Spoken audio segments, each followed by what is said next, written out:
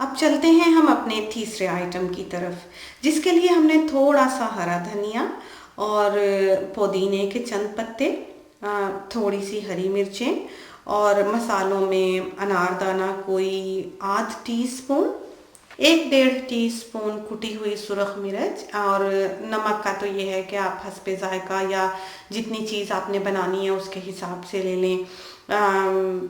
आलूओं वाली चीज़ों में निस्बतन नमक ज़रा ज़्यादा डलता है और इसीलिए हमने कोई 1.5 टी स्पून लिया है। 1.5 टी स्पून ही सफ़ेद ज़ीरा और 1 टीस्पून सूखा साबित धनिया और एक मीडियम प्याज, इसको आप बारीक बारीक काट लें। और इसी तरह हरा धनिया और पुदीना और हरी मिर्चें भी बारीक बारीक काट लें। और इन तीनों चीज़ों में से अगर एक भी मौजूद ना हो तो बड़ी ही कमी महसूस होने लगती है।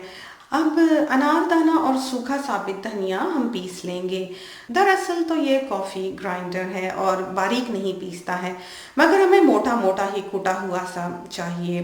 कुछ उबले हुए आलू जो कि हमने पैटीज में से अलग करके रखे थे, हम इन्हें मैश कर लेंगे और बहुत बारीक करने की ज़रूरत नहीं है, बस दरमियाना सा ही हो।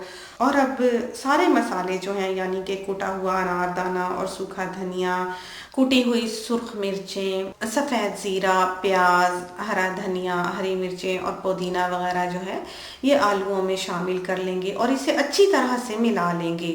और इसको ये है कि हाथ से ही एक तरह से गूंदना पड़ेगा थोड़ा बहुत, चूँकि इसको हमने एक हद तक स्टिकी करना है, वरना यह है कि टिक्कियाँ तलने पर बिखर जाएंगी।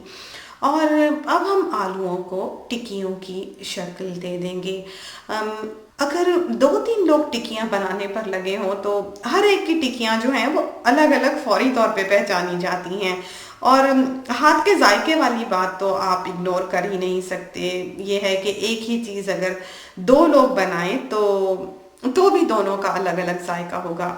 ये जो रेसिपी है ये तो आलूओं की टिक्कियों की बिल्कुल ही बेसिक रेसिपी है। इसमें आलूओं का अपना जायका भी बरकरार रहता है, मगर ये है कि ये टिक्कियाँ जो हैं ये फ्रीज करके ज़्यादा अच्छी नहीं रहती। बस ये है कि ताज़ी ही बनी हो तो अच्छी लगती हैं। इसके बरक्स जो शामी कबाब हैं वो बड़े अच्छे फ्रीज हो जाते हैं और जब चाहो 1-2 निकाले और तल लिए।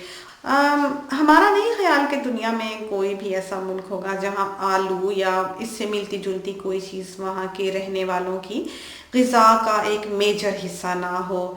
चलिए, बातों बातों में आलू की टिक्कियाँ भी तैयार हो गई और ये था हमारा तीसरा और आखिरी आइटम। अमूमन ही ये चीज़ें सबके घरों में ही बनती रहती हैं और इनमें जैसे चाहें थोड़ी बहुत आप तब्दीली कर सकते हैं। ये तो सिर्फ ये है कि एक आइडिया ही है।